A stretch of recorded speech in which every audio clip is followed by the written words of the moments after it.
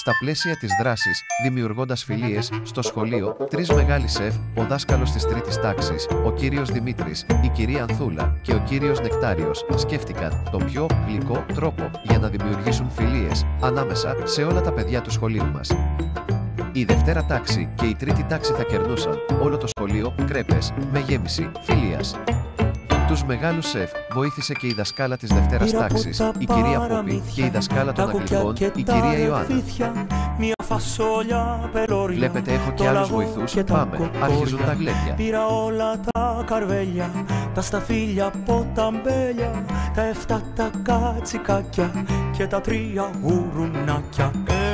Έχουμε, σας λέω, πανηγύρια, φέρτε πιάτα, φέρτε και ποτήρια, μάγειρας, τσελέμεντες θα γίνω κι ό,τι μαγειρεύω θα το δίνω στα παιδιά. Άντε μαέστρο! Φέρτε τα μαχαιροπύρουνά σας και τα παραμύθια της γιαγιάς σας, τα παιδιά να φάνε και να πιούνε και ποτέ μην κοιμηθούνε νηστικά. Με το ζόρι απ' τη φωλιά τους πήρα τη φωτιά απ' τους δράκους και απ' τις μάγισσες καζάνια, κατσαρόλες και τηγάνια.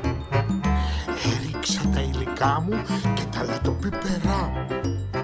Απ' τα παραμύθια κλέβω να έχω για να μαγειρεύω.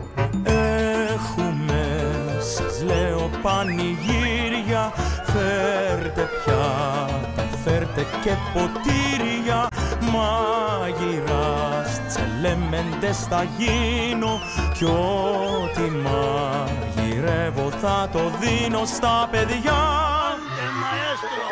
Φέρτε τα μαχαιροπύρουνά σας και τα παραμύθια της γιαγιάς σας, τα παιδιά να φάνε και να πιούνε και ποτέ μην κοιμηθούνε νηστικά.